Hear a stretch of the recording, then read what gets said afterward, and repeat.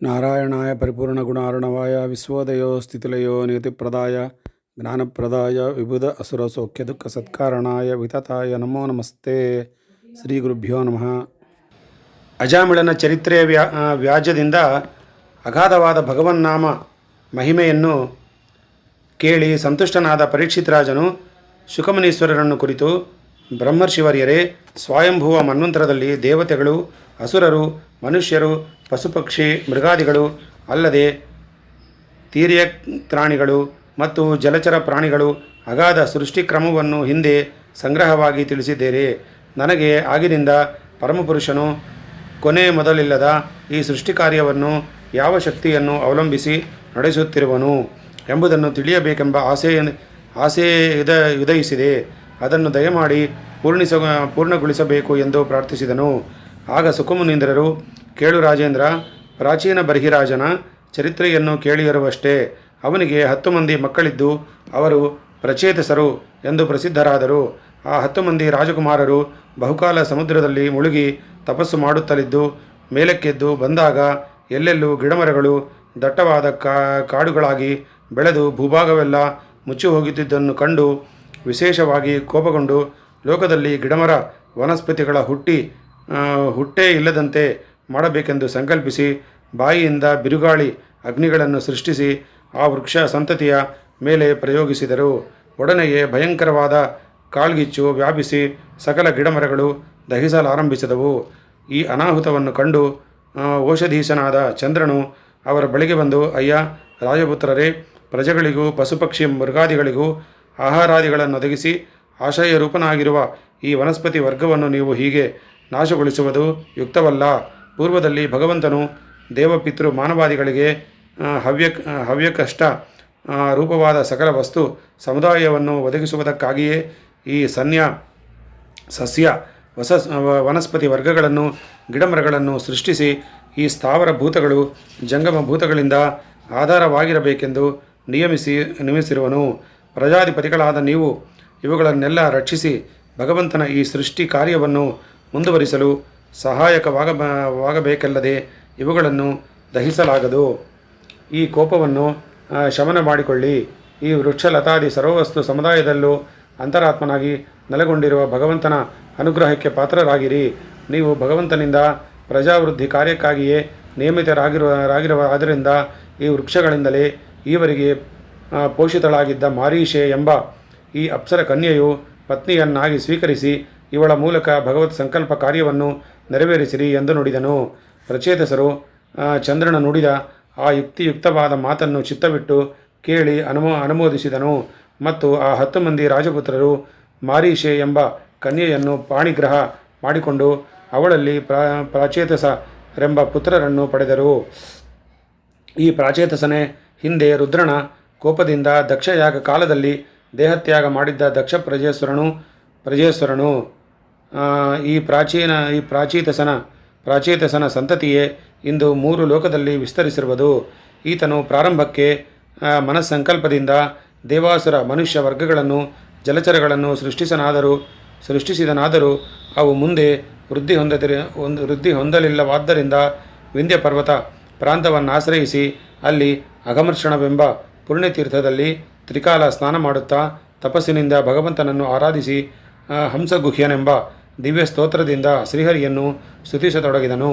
ಯಾವ ಭಗವಂತನು ಚೇತನ ವಿಲಕ್ಷಣವಾಗಿ ಸತ್ಯ ಸಂಕಲ್ಪನಾಗಿ ತ್ರಿಗುಣಾತ್ಮಕವಾದ ಪ್ರಕೃತಿಯನ್ನೇ ಶರೀರವಾಗಿ ಹೊಂದಿರುವನು ಅಂತಹ ಪರಮಪುರುಷನಿಗೆ ನಮಸ್ಕರಿಸುವೆನು. ಯಾವ ದಿವ್ಯ ಸ್ವರೂಪವು ಜೀವಾತ್ಮ ಸ್ವರೂಪದಂತೆ ದೃಷ್ಟಿಗೋಚರವಾಗಿದ್ದರೂ ಸರ್ವಕ್ಕೂ ಕಾರಣವಾಗಿರುವುದೋ ಅಂತಹ ಅಪ್ರಮೇಯನಿಗೆ ನಮಸ್ಕರಿಸುವನು. ಯಾವ ಪರಮಪುರುಷನು ಸರ್ವಜೀವರ ಅಂತರಾತ್ಮನಾಗಿ ಅವರಿಗೆ ಪೋಷಕನು ಹಿತಚಿಂತಕನೂ ಆಗಿದ್ದರೂ ವಿಚಿತ್ರ ವ್ಯಾಪಾರವುಳ್ಳ ಆ ಸ್ವಾಮಿಯ ಸ್ವರೂಪವನ್ನು ಯಾರೂ ತಿಳಿಯಲಾರರು ಅಂತಹ ಅಚಿಂತ್ಯ ಮಹಿಮನಿಗೆ ನಮಸ್ಕಾರವು. ಪಂಚಭೂತಗಳು ಪಂಚತನ್ಮಾತ್ರಗಳು ಜೀವನೊಡನೆ ಸಂಬಂಧಿಸದಿದ್ದರೂ ಹೇಗೆ ಆ ಜೀವನನ್ನು ತಿಳಿಯಲಾರವು, ಹಾಗೆಯೇ ಯಾವ ಜೀವನು ಅಂತರ್ಯಾಮಿಯಾದ ಪರಮಾತ್ಮನಿಗೆ ಶರೀರಭೂತನಾಗಿದ್ದರೂ ಅಂತಹ ಪರಮಾತ್ಮನ ಸ್ವರೂಪವನ್ನು ತಿಳಿಯದಿರುವನು. ಅಂತಹ ಅಗೋಚರ ಸ್ವರೂಪಿ ಪರಮಾತ್ಮನಿಗೆ ನಮಸ್ಕರಿಸುವೆನು. ಪರಿಶುದ್ಧಾತ್ಮನಾದ ಮನುಷ್ಯನಿಗೆ ಯಾವಾಗ ದೇವ ಮನುಷ್ಯಾದಿಗಳ ದರ್ಶನ ಸ್ಮರಣಾದಿಗಳು ಮರೆತು ಹೋಗಿ ಮನಸ್ಸು ಶಾಂತವಾಗಿ ಸುಷುಪ್ತಿಯಲ್ಲಿರುವಂತೆ ಸ್ವರೂಪ ಜ್ಞಾನದಲ್ಲಿ ಮಾತ್ರ ನೆಲೆಗೊಳ್ಳುವುದು. ರಾಗದ್ವೇಷಾದಿಗಳ ಸೋಂಕಿಲ್ಲದ ಅಂತಹ ಸ್ಥಿತಿಯಲ್ಲಿ ಉಪಾಸನಾ ರೂಪಜ್ಞಾನಕ್ಕೆ ಮಾತ್ರವೇ ಗೋಚರಿಸತಕ್ಕ ಶುದ್ಧ ಸ್ವರೂಪನು ಶುದ್ಧ ಹೃದಯದಲ್ಲಿ ಮಾತ್ರವೇ ನೆಲೆಸಿರುವನು ಆದ ಪರಮಾತ್ಮನಿಗೆ ನಮಸ್ಕರಿಸುವನು. ಸರ್ವ ಶಬ್ದವಾಚ್ಯನಾಗಿ ಸಮಸ್ತ ಜಗತ್ತಿಗೂ ಅಂತರ್ಯಾಮಿಯಾಗಿ ಸಕಲ ಚರಾಚರ ಭೂತಗಳನ್ನು ತನಗೆ ಶರೀರವಾಗಿ ಹೊಂದಿದ್ದರೂ ಅವುಗಳ ಲೇಷ ಮಾತ್ರ ದೋಷಕ್ಕೂ ಭಾಗಿಯಾಗದ ಆಶ್ಚರ್ಯ ಶಕ್ತಿಯುಳ್ಳ ಪರಮಾತ್ಮನಿಗೆ ನಮಸ್ಕರಿಸುವನು. ಯಾವ ಪರಮಪುರುಷನು ಈ ಜಗತ್ತಿನ ಸೃಷ್ಟಿ ಸ್ಥಿತಿ ಲಯಾದಿಗಳಿಗೆ ಏಕಮಾತ್ರ ಕಾರಣ ಆಗಿರುವನು ಅಂತಹ ಪರಮಪುರುಷನಿಗೆ ನಮಸ್ಕರಿಸುವೆನು. ಹೀಗೆಂದು ಆ ಪ್ರಾಚೇತಸನು ಭಕ್ತ ವಿನಮ್ರವಾಗಿ ಮಾಡುತ್ತಿದ್ದ ಪ್ರಾರ್ಥನೆಯ ದಯಾಮಯನಾದ ಸದ್ವಿಲಕ್ಷಣನಾದ ಪರಮಾತ್ಮನಿಗೆ ಅರಿಕೆಯಾಗಿ ಆ ಭಕ್ತವತ್ಸಲನು ಗರುಡಾರೂಢನಾಗಿ ಬಂದು ಅಲ್ಲಿ ಅವನಿಗೆ ಸಂದರ್ಶನವಿತ್ತನು. ಆ ದಿವ್ಯ ಮಂಗಳಕರನಾದ ಭಗವಂತನು ಚತುರ್ಭುಜಗಳಲ್ಲೂ ಧರಿಸಿದ ಶಂಖಚಕ್ರ ಗದಾ ಪದ್ಮಾದಿಗಳು, ಮೇಘಶ್ಯಾಮಲ ದೇಹಕಾಂತಿ, ಪ್ರಸನ್ನ ನೋಟ, ಮಂದಹಾಸ ಮುಖಮುದ್ರೆಗಳು, ಕಂಠದಲ್ಲಿ ಶೋಭಿಸುವ ವನಮಾಲಿಕೆ, ಶ್ರೀವತ್ಸ ಚಿಹ್ನೆಯಿಂದ ಸುಶೋಭಿತವಾದ ವಿಸ್ತಾರವಾದ ಹೃದಯ ಪ್ರದೇಶ, ಮಕರಕುಂಡಲ ಕಿರೀಟಾದಿಗಳಿಂದ ಶೋಭಿಸುವ ದಿವ್ಯ ಸುಂದರವಾದ ಆಪಾದ ಮಸ್ತಕ, ಸಮಸ್ತಾವಯಗಳಲ್ಲೂ ಧರಿಸಿದ ಪ್ರಕಾಶಮಾನವಾದ ದಿವ್ಯಾಭರಣಗಳು,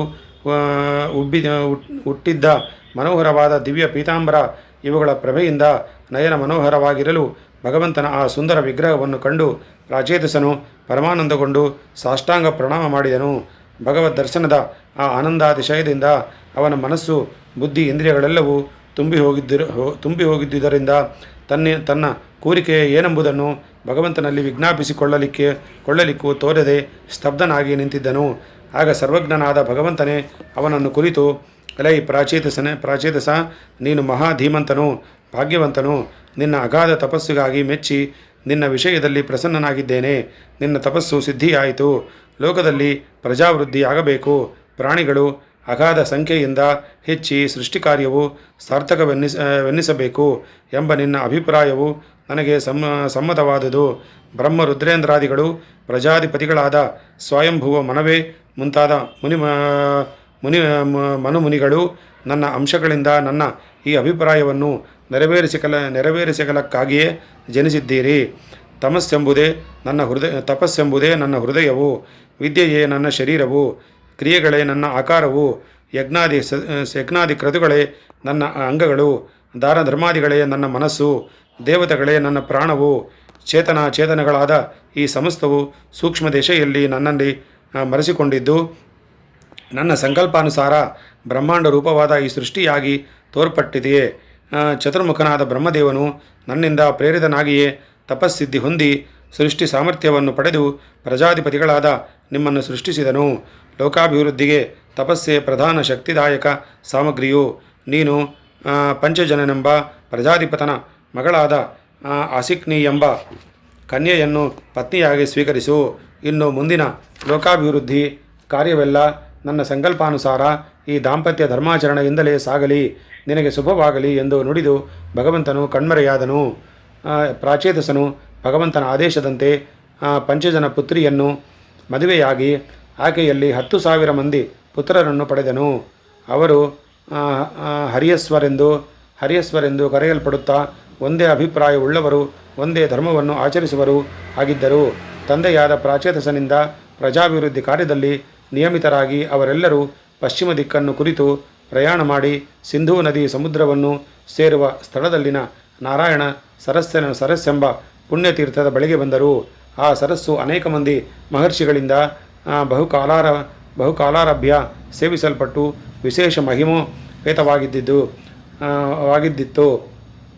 ಹರಿಯೇಶ್ವರವು ಅದರ ಪುಣ್ಯತೀರ್ಥವನ್ನು ಸ್ಪರ್ಶ ಮಾಡಿದ ಮಾತ್ರದಿಂದಲೇ ಸಕಲ ಕಲ್ಮಶಗಳಿಂದಲೂ ಬಿಡಲ್ಪಟ್ಟು ಪುನೀತರಾಗಿ ಪರಮಹಂಸರಿಂದ ಆಚರಿಸಲ್ಪಡುವ ಸನ್ಯಾಸ ಧರ್ಮದಲ್ಲಿ ಆಸಕ್ತಿಯುಳ್ಳವರಾದರು.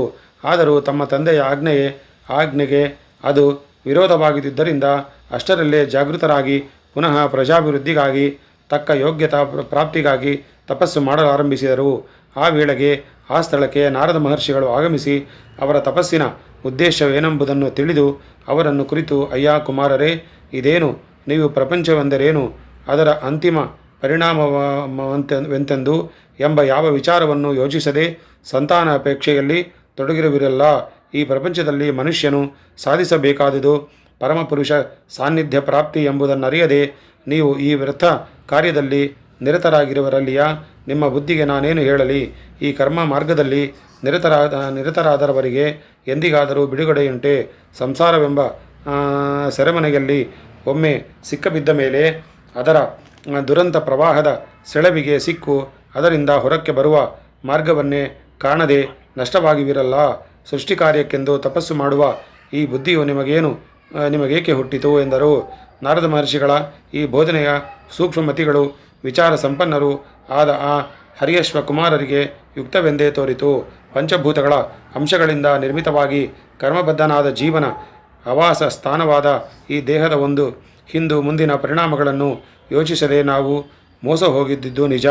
ಮೇಲೆ ಮೇಲೆ ಕರ್ಮಬಂಧನಕ್ಕೆ ಸಿಲುಕಿಸಿ ಆತ್ಮಸ್ವರೂಪವನ್ನೇ ಮರೆಸುತ್ತಿರುವ ಈ ಸಂಸಾರ ಕೋಟಲೆಯಿಂದ ತಪ್ಪಿಸಿಕೊಂಡು ಈ ಸಮಸ್ತ ಜಗದಾಧಾರನು ನಿಯಾಮಕನೂ ಆದ ಪರಮಪುರುಷನನ್ನು ಪಡೆಯುವುದಕ್ಕೆ ಯತ್ನಿಸತಕ್ಕುದೇ ನಮ್ಮ ಮುಖ್ಯ ಕರ್ತವ್ಯವು. ನಾರದರು ಸಕಾಲದಲ್ಲಿ ಬಂದು ಎಚ್ಚರಗೊಳಿಸಿದುದು ಉತ್ತಮವಾಯಿತು. ಈ ಕರ್ಮ ಮಾರ್ಗವನ್ನು ಬಿಡುವುದೇ ಉತ್ತಮ ಉಪಾಯವು ಎಂದು ನಿರ್ಧರಿಸಿ ತಮಗೆ ಹಾಗೆ ಬಿಡುಗಡೆಯೇ ಮಾರ್ಗವನ್ನು ತೋರಿಸಿದ ಪೂಜ್ಯ ಗುರುಗಳಾದ ನಾರದ ಮಹರ್ಷಿಗಳನ್ನು ಪ್ರದಕ್ಷಿಣ ನಮಸ್ಕಾರಗಳಿಂದ ಗೌರವಿಸಿ ಕಳುಹಿಸಿದರು.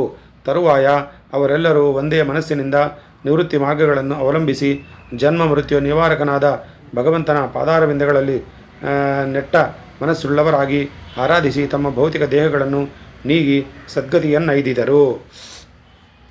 ಪ್ರಾಚೇತಸನು ತನ್ನ ಮಕ್ಕಳು ನಾರದರ ಉಪದೇಶದಿಂದ ಜ್ಞಾನ ಮಾರ್ಗವನ್ನು ಅವಲಂಬಿಸಿ ಮುಕ್ತರಾದರೆಂಬ ವಾರ್ತೆಯನ್ನು ಕೇಳಿ ಬಹು ದುಃಖಿತನಾದರೂ ಬ್ರಹ್ಮದೇವನ ಉಪದೇಶದಿಂದ ಮನಸ್ಸಮಾಧಾನ ಹೊಂದಿ ಪುನಃ ತನ್ನ ಪತ್ನಿಯಾದ ಪಾಂಚಜನಿಯ ಗರ್ಭದಿಂದ 1000 ಮಂದಿ ಪುತ್ರರನ್ನು ಪಡೆದನು.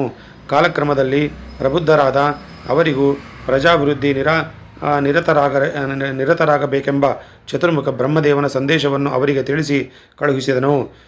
ಕಬಲಾಶ್ವರೆಂಬ ಈ 1000 ಮಂದಿ ಶಬಲಾಶ್ವರರೆಂಬ ಈ 1000 ಮಂದಿ ಮಕ್ಕಳು ಸಹ ಹಿಂದೆ ಹರ್ವೇಶ್ವರೇ ಬಂದಿದ್ದಂತೆಯೇ ತಪಸ್ಸಿಗಾಗಿ ಆ ನಾರಾಯಣ ಸರಸ್ಸಿನ ಸಮೀಪಕ್ಕೆ ಬಂದು ಸೇರಿದರು.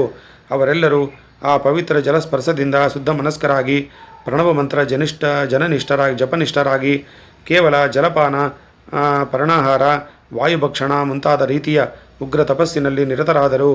ಓಂ ನಮೋ ನಾರಾಯಣಾಯ ಎಂಬಿ ಮಂತ್ರ ರಾಜನನ್ನು ಉಚ್ಚರಿಸುತ್ತಾ ಆ ಮಂತ್ರಾದಿ ದೇವತೆಯಾದ ಶ್ರೀಹರಿಯನ್ನು ಕುರಿತು, ಓ ದೇವಾದಿದೇವ, ಸಮಸ್ತ ಜೀವರಾಶಿಗಳಿಗೂ ಸದ್ಗತಿ ಪ್ರಧಾನನಾದ ಜಗದಾಧಾರನಾದ ನಿನ್ನನ್ನೇ ನಂಬಿರುವೆವು.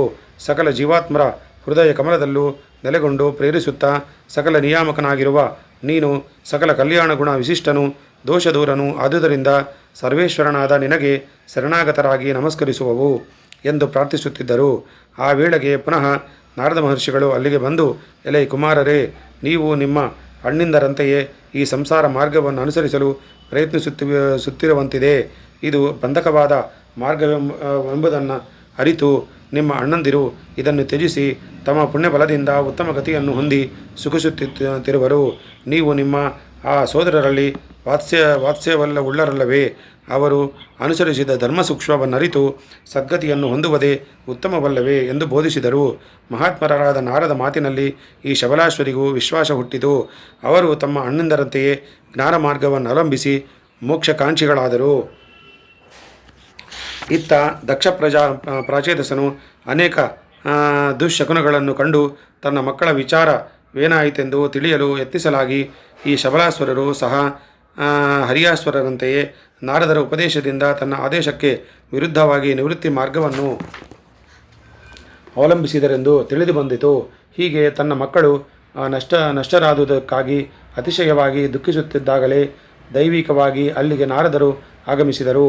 ಅವರನ್ನು ಕಂಡ ನಡೆಗೆ ಆತನು ವಿಶೇಷ ಆಗ್ರಹಗೊಂಡು, ಎಲೆ ನಾರದ, ನೀನು ಕೇವಲ ಸಾಧುವೇಷದಿಂದ ತೋರುತ್ತಿರುವ ಮಹಾಕಪಟಿಯು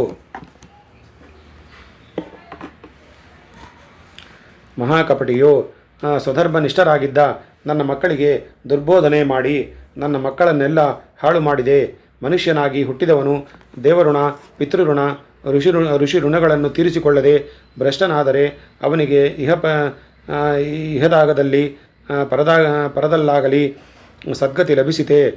ಅರಿಯದ ನನ್ನ ಮಕ್ಕಳಿಗೆ ಶಬ್ದಾದಿ ವಿಷಯಗಳಲ್ಲಿ ಅಡಗಿರುವ ದುಃಖ ವಿಚಾರವನ್ನೇ ವಿಸ್ತರಿಸಿ ಹೇಳಿ ಅವರ ಮನಸ್ಸನ್ನು ಕೆಡಿಸಿ ನನ್ನ ವಂಶವನ್ನೇ ಹಾಳು ಮಾಡಿದೆ.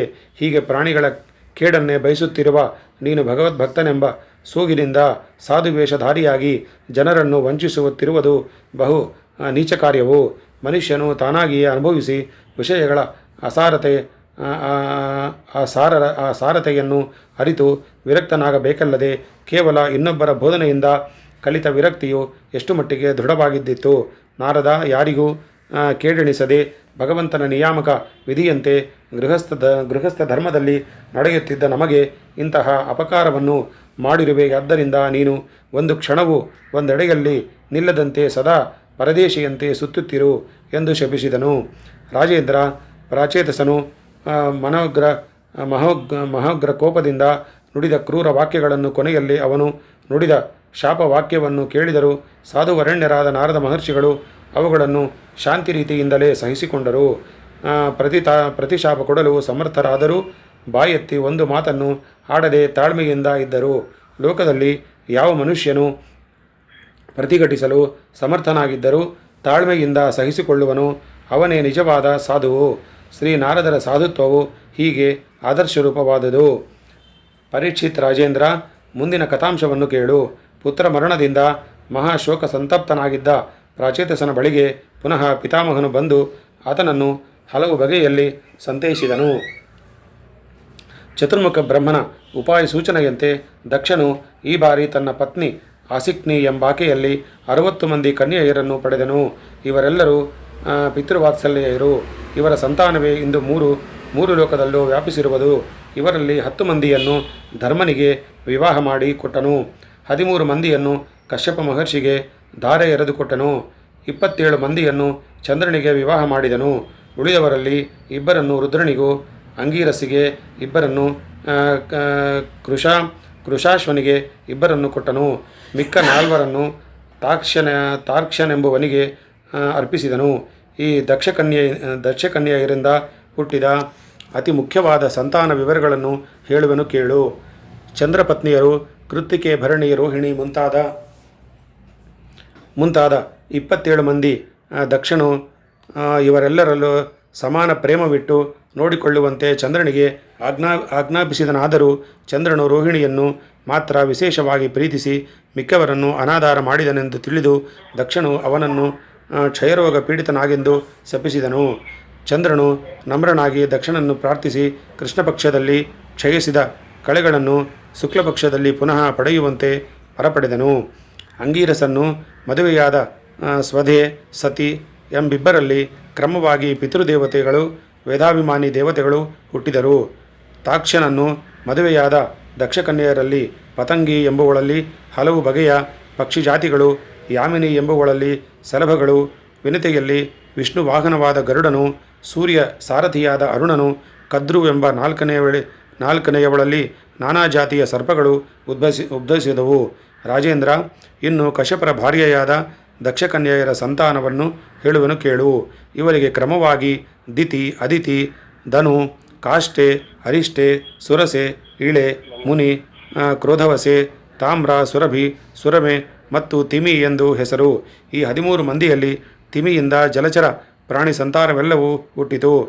ಸರಮೆಯಿಂದ ನಾಯಿ, ಬೆಕ್ಕು, ಹುಲಿ ಮುಂತಾದ ಮೃಗಜಾತಿಗಳು, ಸುರಭಿ ಎಂಬುವಳಿಂದ ಹಸು, ಎಮ್ಮೆ ಮುಂತಾದ ಸೀಳಿದ ಗೋರುಸುಳ್ಳ ಪ್ರಾಣಿಗಳು, ತಾಮ್ರೆಯಿಂದ ಹದ್ದು, ಗಿಡುಗ ಮುಂತಾದವು, ಮುನಿ ಎಂಬುವಳ ಉದರದಲ್ಲಿ ಅಪ್ಸರಸ್ಸುಗಳು, ಕ್ರೋಧವಸೆ ಎಂಬುವಳಿಂದ ಕಚ್ಚುವ ಸ್ವಭಾವವುಳ್ಳ ಸರ್ಪಾದಿಗಳು, ಇಳೆ ಎಂಬುವಳಿಂದ ಸಕಲವಿಧ ವೃಕ್ಷಜಾತಿಗಳು ಹುಟ್ಟಿದವು. ಸುರಸೆಯಿಂದ ಯಾತುಧಾನರೆಂಬ ದೇವವರ್ಗವು, ಅರಿಷ್ಟೆಯಿಂದ ಗಂಧರ್ವರು, ಧನುವಿನಿಂದ 61 ಮಂದಿ ದಾನವ ಪ್ರಧಾನರು, ಅದಿತಿ ದೇವತೆಗಳು ಹುಟ್ಟಿದರು. ಅದಿತಿಯಲ್ಲಿ ದೇವತೆಗಳು ಹುಟ್ಟಿದರು. ಈ ಅದಿತಿಯು ಶ್ರೀಮನ್ನಾರಾಯಣನೇ ಗರ್ಭದಲ್ಲಿ ಧರಿಸಿ ಪ್ರಸವಿಸುವುದರಿಂದ ಈಕೆಯ ವಂಶವು ಪರಮ ಪವಿತ್ರವೆನ್ನಿಸಿರುವುದು. ದಿತಿಯ ಉದರದಲ್ಲಿ ದೈತ್ಯರು, ಕಾಷ್ಟೆ ಎಂಬುವಳ್ಳಿ ಕುದುರೆ, ಕತ್ತೆ ಮುಂತಾದವು ಉದ್ಭವಿಸಿದವು. ಅದಿತಿ ಸಂತಾನರಾದ ವಿವಶ್ವಂತನ ಭಾರ್ಯೆಯಾದ ಸಂಜ್ಞ ಎಂಬುವಳು ಶ್ರಾದ್ದದೇವ ಮತ್ತು ಮನು ಎಂಬಿಬ್ಬರು ಮಕ್ಕಳನ್ನು ಪಡೆದರು. ಈ ಸಂಜ್ಞೆಯೇ ಸಮುದ್ರದಲ್ಲಿ ಹೆಣ್ಣು ಕುದುರೆಯಾಗಿದ್ದು ಅಶ್ವಿನಿ ದೇವತೆಗಳನ್ನು ಪಡೆದವಳು.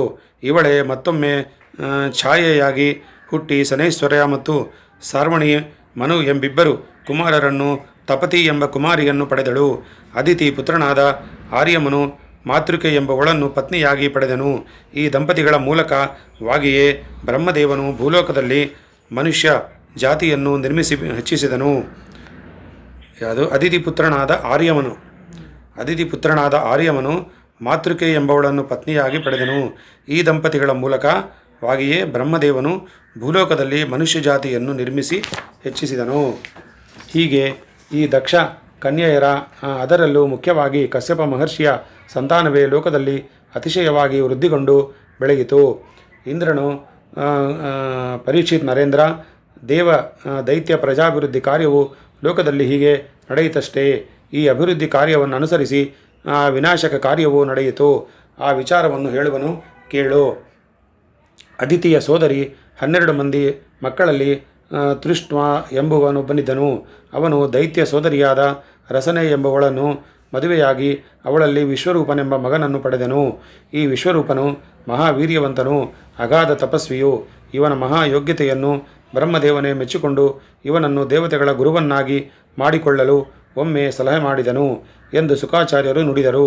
ಈ ಮಾತನ್ನು ಕೇಳಿ ಪರೀಕ್ಷಿತ್ ರಾಜನು, ಮುನೀಂದ್ರ, ದೇವತೆಗಳ ಗುರುಗಳು ಮಹಾಮಹಿಮರಾದ ಬೃಹಸ್ಪತಿಗಳಲ್ಲವೇ, ಅವರಿಗೆ ಪ್ರತಿಯಾಗಿ ಅವರ ಪೂಜ್ಯ ಸ್ಥಾನಕ್ಕೆ ಮತ್ತೊಬ್ಬರನ್ನು ಕರೆತರಬೇಕಾದ ಪ್ರಸಂಗವೇಗ ಉಂಟಾಯಿತು ಎಂದು ಪ್ರಶ್ನಿಸಿದನು. ಆಗ ಶುಕಾಚಾರ್ಯರು, ಕೇಳು ರಾಜೇಂದ್ರ, ದೇವೇಂದ್ರನು ತ್ರಿಲೋಕಾಧಿಪತಿಯಾಗಿ ಮಹಾದ್ವೈಭವದಿಂದ ರಾಜ್ಯಭಾರ ಮಾಡುತ್ತಿದ್ದಾಗ ಒಮ್ಮೆ ಅವನಿಗೆ ತನ್ನ ಐಶ್ವರ್ಯ, ಅಧಿಕಾರ, ಜನಾನುರಾಗ, ವೈಭವಾದಿಗಳನ್ನು ಕುರಿತು ವಿಶೇಷ ಹೆಮ್ಮೆ ಉಂಟಾಯಿತು.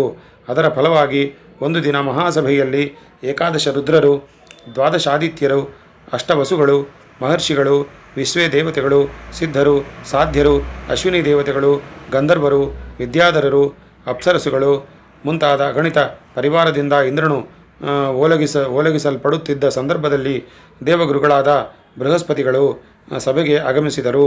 ಅವರನ್ನು ನೋಡಿದ ದೇವೇಂದ್ರನು ಐಶ್ವರ್ಯ ಮದದಿಂದ ಮತ್ತನಾಗಿ ಆ ಗುರುವರಿಯರನ್ನು ಆದರಿಸಿದೆ, ಗೌರವಿಸಿದೆ, ಉದಾಸೀನ ಭಾವದಿಂದಲೂ ಎಂಬಂತೆ ಕುಳಿತೇ ಇದ್ದನು. ಇದನ್ನು ಕಂಡ ಬೃಹಸ್ಪತಿಗಳಿಗೆ ಮನಸ್ಸಿನಲ್ಲಿ ಕೋಪ ಉಂಟಾದರೂ ವಿವೇಕಿಗಳಾದುದರಿಂದ ಏನೂ ಮಾತನಾಡದೆ ಮುಂದಡಿಯದೆ ಹಾಗೆಯೇ ಹಿಂದಿರುಗಿ ಹೊರಟು ಹೋದರು. ಆಗ ಇಂದ್ರನಿಗೆ ತಾನು ಮಾಡಿದ ತಪ್ಪು ಎಂಬ ಪರಿಜ್ಞಾನ ಉಂಟಾಯಿತು. ಆಚಾರ್ಯ ತಿರಸ್ಕಾರಕ್ಕಾಗಿ ತನ್ನನ್ನು ತಾನು ಅನೇಕ ಬಗೆಯಿಂದ ನಿಂದಿಸಿಕೊಂಡನು. ಆಹಾ, ಅವಿವೇಕಿಯಾದ ನಾನು ಐಶ್ವರ್ಯ ಮದದಿಂದ ಮುಂದರಿಯದೆ ಎಂತಹ ಹೀನ ಕಾರ್ಯವನ್ನು ಆಚರಿಸಿಬಿಟ್ಟನಲ್ಲ. ಸಾತ್ವಿಕ ಗುಣ ಪ್ರಧಾನರಾದ ದೇವತೆಗಳಿಗೆ ಪ್ರಭುವಾಗಿದ್ದರೂ ರಾಕ್ಷಸ ಸ್ವಭಾವವನ್ನು ತೋರಿಸಿಬಿಟ್ಟು ಎಂತಹ ಅನರ್ಥ ಕಾರ್ಯವನ್ನು ನಡೆದುಬಿಟ್ಟೇನು. ಇದಕ್ಕೆಲ್ಲ ಈ ಐಶ್ವರ್ಯ ಮದವೇ ಮುಖ್ಯ ಕಾರಣವು. ಅಶೇಷ ದೇವವೃಂದಕ್ಕೆ ಪೂಜ್ಯ ಗುರುಗಳಾದ ಆ ಮಹಾನುಭಾವರು ಸಭೆಗೆ ಆಗಮಿಸಿದಾಗ ಸಿಂಹಾಸರೂಢನಾದ ನಾನು ಇದರೆದ್ದು ಪಾದ ಪ್ರಕ್ಷಾಳನಾದಿಗಳಿಂದ ಅವರನ್ನು ಗೌರವಿಸಿ ಉಚಿತಾಸನದಲ್ಲಿ ಕುಳ್ಳಿರಿಸಿ ಆದರಿಸದೆ ಅವಮಾನಗೊಳಿಸಿದನಲ್ಲ. ಇದು ನನಗೆ ಮಹಾ ಅನರ್ಥಕಾರಿಯಾಗಿ ಶಿಕ್ಷಿಸದೆ ಬಿಟ್ಟೀತೆ. ಏನಾದರಾಗಲಿ, ಈಗಲಾದರೂ ಅವರ ಪಾದಗಳಿಗೆ ಶರಣಾಗತನಾಗಿ ಅವರನ್ನು ಪ್ರಸನ್ನರಾಗಿ ಮಾಡಿಕೊಳ್ಳತಕ್ಕದ್ದು ನನ್ನ ಕರ್ತವ್ಯವು ಎಂದು ಒಡನೆ ಸಭೆಯನ್ನು ಬಿಟ್ಟು ಬೃಹಸ್ಪತಿಗಳ ಮನೆಗೆ ಹೋದನು. ಅವರು ಮನೆಯಲ್ಲಿದ್ದರೂ ದುರಹಂಕಾರಿಯಾದ ಅವನನ್ನು ನೋಡಲು ಆಶಿಸದೆ ತಮ್ಮ ಯೋಗ ಮಹಿಮೆಯಿಂದ ಅದೃಶ್ಯರಾದರು. ಅವರನ್ನು ಕಂಡುಹಿಡಿಯಲು ಎಷ್ಟು ಪ್ರಯತ್ನಿಸಿದರೂ ಸಾಧ್ಯವಾಗಲಿಲ್ಲ. ಆ ಚಿಂತೆಯು ದೇವೇಂದ್ರನ ಮನಸ್ಸನ್ನು ಚಿತೆಯಾಗಿ ದಹಿಸತೊಡಗಿತು. ಅವನು ಮತ್ತಾವ ಕಾರ್ಯದಲ್ಲೂ ಉತ್ಸಾಹಗೊಳ್ಳದೆ ಮನಸ್ಸಿನಲ್ಲಿ ನೆಮ್ಮದಿ ತಪ್ಪಿಸತೊಡಗಿದನು. ಈ ವಿಚಾರವು ದೇವಶತ್ರುಗಳಾದ ದೈತ್ಯರಿಗೆ ತಿಳಿಯಿತು. ಅವರು ತಮ್ಮ ಗುರುಗಳಾದ ಶುಕ್ರಾಚಾರ್ಯರ ಬೆಂಬಲದಿಂದ ದೇವತೆಗಳ ಕೊಬ್ಬನ್ನಿಳಿಸಿ ಅವರನ್ನು ಜಯಿಸಲು ಇದೇ ಸಮಯವೆಂದು ಅವರ ಮೇಲೆ ದಂಡೆತ್ತಿ ಬಂದರು. ದೇವತೆಗಳಿಗೆ ಆ ಸಂದರ್ಭದಲ್ಲಿ ಯೋಗ್ಯ ಸಲಹೆ ಕೊಟ್ಟು ಸಹಾಯ ಇಲ್ಲದ ಪ್ರಯುಕ್ತ ಅವರು ದೈತ್ಯ ವೀರರ ಬಾಣ ಪ್ರಯೋಗಗಳಿಂದ ನೊಂದು ನಾಚಿಕೆಗೊಂಡು ಏನು ಮಾಡಲು ತೋರದೆ ಪರಿತಪಿಸತೊಡಗಿದರು. ಆಗ ಅವರಿಗೆ ಮುಂದೇನು ತೋಚದೆ ಬ್ರಹ್ಮದೇವನನ್ನು ಹೋಗತಕ್ಕದ್ದೇ ಯೋಗ್ಯವೆಂದೆನಿಸಿ ಎಲ್ಲರೂ ಇಂದ್ರನ ಮಂದಾಳತನದಲ್ಲಿ ಮುಂದಾಳತನದಲ್ಲಿ ಬ್ರಹ್ಮದೇವನಲ್ಲಿಗೆ ನಡೆದು ಪಾದಕ್ಕೆ ಬಿದ್ದು ತಮ್ಮ ದುರವಸ್ಥೆಯನ್ನು ಹೇಳಿಕೊಂಡರು. ಆಗ ಆತನು, ಎಲೆ ದೇವತೆಗಳಿರ, ಗುರುಗಳನ್ನು ಅವಮಾನಗೊಳಿಸಿ ಅವರ ಕೃಪೆಗೆ ಪಾತ್ರರಾದ ನೀವು ಇಂತಹ ಕಷ್ಟಕ್ಕೆ ಗುರಿಯಾದುದು ಸ್ವಾಭಾವಿಕವಾಗಿಯೇ ಇದೆ. ದೈತ್ಯರು ತಮ್ಮ ಗುರುಗಳಾದ ಶುಕ್ರಾಚಾರ್ಯರಿಗೆ ಯೋಗ್ಯ ರೀತಿಯಲ್ಲಿ ವಿಧೇಯರಾಗಿ ಪೂಜಿಸುತ್ತಿರುವುದರಿಂದಲೇ ಉಭ್ರಾಯ ಸ್ಥಿತಿಯಲ್ಲಿರುವವರು. ನೀವು ಬಹಳ ತಪ್ಪು ಕಾರ್ಯ ಮಾಡಿದಿರಿ ದೇವೇಂದ್ರ. ಈ ಗುರು ತಿರಸ್ಕಾರದಿಂದ ನಿಮಗೆ ಮಹಾ ಅನರ್ಥ ಉಂಟಾಗುವುದು ತಪ್ಪದು. ಈಗಲೂ ನೀನು ತ್ರಿಶ್ವಕುಮಾರನಾದ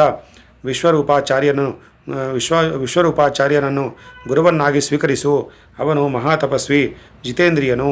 ಅವನು ತನ್ನ ಮಾತೃ ಸಂಬಂಧದಿಂದ ಒಂದೊಂದು ವೇಳೆ ದೈತ್ಯ ಪಕ್ಷಪಾತವನ್ನು ತೋರಿಸಿದರೂ ಸಹಿಸಿಕೊಂಡು ಅವನನ್ನು ಅನುಸರಿಸದಿದ್ದರೆ ನಿಮಗೆ ಕ್ಷೇಮವಾಗುವುದು, ಹೋಗಿರಿ ಎಂದು ನುಡಿದನು. ದೇವತೆಗಳೆಲ್ಲರೂ ಬ್ರಹ್ಮದೇವನ ಆ ಸಲಹೆಯಿಂದ ಸಂತುಷ್ಟರಾಗಿ ವಿಶ್ವರೂಪಾಚಾರ್ಯನ ಬಳಿಗೆ ಹೋಗಿ ಆತನನ್ನು ವಿಶೇಷ ಗೌರವಾದರಗಳಿಂದ ಕಂಡು ತಮ್ಮ ಪೌರೋಹಿತ್ಯವನ್ನು ಕೈಗೊಂಡು ಉದ್ಧರಿಸಬೇಕೆಂದು ಕೇಳಿಕೊಂಡರು.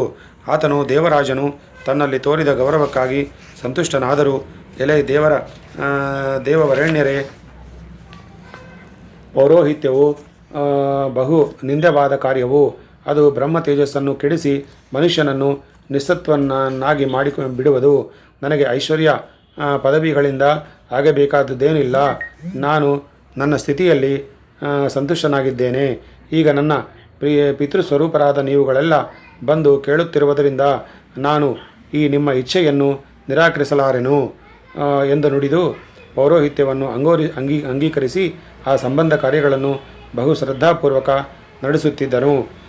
ದೇವೇಂದ್ರನು ತಮ್ಮ ಶತ್ರುಗಳಾದ ದೈತ್ಯರು ಶುಕ್ರಾಚಾರ್ಯರ ಬೆಂಬಲದಿಂದ ಪ್ರಬಲರಾಗಿಯೇ ಇದ್ದದ್ದನ್ನು ಕಂಡು ಅವರನ್ನು ಅಡುಗಿಸಲು ಉಪಾಯವೇನೆಂದು ತನ್ನ ಆಚಾರ್ಯನಾದ ವಿಶ್ವರೂಪನನ್ನು ಪ್ರಾರ್ಥಿಸಲು ಆತನು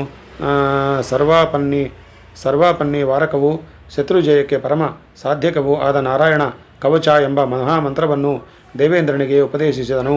ಪರೀಕ್ಷಿತ್ ರಾಜೇಂದ್ರ, ನಾರಾಯಣ ಕವಚವೆಂಬುದು ವಿಷ್ಣು ದೇವತಾ ಕವಚಗಳಾದ ಓಂ ನಮೋ ನಾರಾಯಣಾಯ ಎಂಬ ಅಷ್ಟಾಕ್ಷರಿ, ಓಂ ವಿಷ್ಣವೇ ನಮಃ ಎಂಬ ಷಡಕ್ಷರಿ, ಓಂ ನಮೋ ಭಗವತೆ ವಾಸುದೇವಾಯ ಎಂಬ ದ್ವಾದಶಾಕ್ಷರಿ ಮಹಾಮಂತ್ರಗಳನ್ನು ಗುರುಪದೇಶಪೂರ್ವಕ ಅಂಗನ್ಯಾಸ ಕರನ್ಯಾಸಗಳ ಮೂಲಕ ವಿಧಿವತ್ತಾಗಿ ಜಪಿಸಿ ಸ್ವಾಧೀನಗೊಳ್ಳಬೇಕಾದ ಮಂತ್ರರಾಜವಾಗಿರುವುದು. ಶ್ರೀ ಮಹಾವಿಷ್ಣುವಿನ ಮತ್ಸ್ಯಕೂರ್ಮ ವರಾಹ ನಾರಸಿಂಹ ವಾಮನ ಭಾರ್ಗವ ರಾಮ ದಾಸರಥಿ ರಾಮ ಶ್ರೀಕೃಷ್ಣ ಬುದ್ಧ ಕಲಿಕೆಗಳೆಂಬ ದಶಾವತಾರಗಳಲ್ಲಿ ಮಹಾಪ್ರಭು ಲೋಕದ ಶಿಷ್ಟರಕ್ಷಣೆ ಧರ್ಮ ಸಂಸ್ಥಾಪನೆಗಳಿಗಾಗಿ ನಡೆಸಿದ ಅಗಣಿತ ಮಹತ್ ಕಾರ್ಯಗಳ ಸಂಸ್ಮರಣೆಯಿಂದ ಆ ಮಹಾಪ್ರಭುವನ್ನು ಸ್ತುತಿಸಿ ತನ್ಮೂಲಕ ಅನುಗ್ರಹವನ್ನು ಕರುಣಿಸುವಂತೆ ಪ್ರಾರ್ಥಿಸುವ ದಿವ್ಯಸೂತ್ರವೆನ್ನಿಸಿರುವುದು. ಅಷ್ಟು ಮಾತ್ರವಲ್ಲ, ಆ ಮಹಾಪ್ರಭು ಕೇಶವನಾರಾಯಣಾದಿ ಚತುರ್ವಿಂಶತಿ ದಿವ್ಯ ರೂಪಗಳಿಂದ ಲೋಕಕ್ಷೇಮ ಕಾರ್ಯವನ್ನು ಸಾಧಿಸಿರುವ ಮಹಾಮಹಿಮೆಯನ್ನು ವರ್ಣಿಸಿ ತನ್ಮೂಲಕವು ಭಗವತ್ಕೃಪೆ ಉಂಟಾಗಲೆಂದು ಪ್ರಾರ್ಥಿಸುವ ದಿವ್ಯ ಮಂತ್ರ ರಾಜವಾಗಿರುವುದು. ಆ ಮಂತ್ರ ಜಪದಿಂದ ಸಿದ್ಧಿಯನ್ನು ಗಳಿಸಿದ ಪುರುಷನು ತನ್ನ ಕಣ್ಣಿನಿಂದ ನೋಡುವ ಮೂಲಕವೂ ಕಾಲಿನಿಂದ ಸೋಂಕುವ ಮೂಲಕವೂ ಜನರ ಪಾಪಗಳನ್ನು ಪರಿಹರಿಸಲು ಶಕ್ತನಾಗುವನು. ಅದರ ಪುನಶ್ಚರಣೆಯಿಂದ ರಾಜಭೀತಿ, ಕಳ್ಳಕಾಕರ ಪೀಡೆ, ಭೂತಪ್ರೇತ ಪಿಶಾಚಾದಿ ಕ್ರೂರ ಗ್ರಹಗಳ ಬಾಧೆ ಮುಂತಾದ ಯಾವ ಪೀಡೆಯೂ ಉಂಟಾಗದಂತೆ ಸುರಕ್ಷಿತನಾಗಿರಬಹುದು. ಇಂತಹ ಅಗಾಧ ಪ್ರಭಾವವುಳ್ಳ ಮಹಾಮಂತ್ರವನ್ನು ವಿಶ್ವರೂಪಾಚಾರ್ಯನು ದೇವೇಂದ್ರನಿಗೆ ಉಪದೇಶಿಸಿದನು. ಇಂದ್ರನು ಇಂತಹ ದಿವ್ಯ ಮಂತ್ರನ ವಿಧಿಪೂರ್ವಕ ಪುನಶ್ಚರಣೆಯಿಂದ ಅಗಾಧ ಬಲವೀರ್ಯಗಳನ್ನು ಗಳಿಸಿ ನಿರಾತಂಕವಾಗಿ ಸುಖ ಸಂತೋಷಗಳನ್ನು ಅನುಭವಿಸುತ್ತಿದ್ದನು. ಹೀಗೆ ಗುರು ತಿರಸ್ಕಾರವು ಮಹಾಪೀಡೆಯನ್ನು, ಗುರು ಪುರಸ್ಕಾರವು ಅಗಾಧ ಶುಭಫಲ ಪ್ರಾಪ್ತಿಯನ್ನು ಉಂಟು ಮಾಡುವುದು. ಶ್ರೀಕೃಷ್ಣಾರ್ಪಣಮಸ್ತು.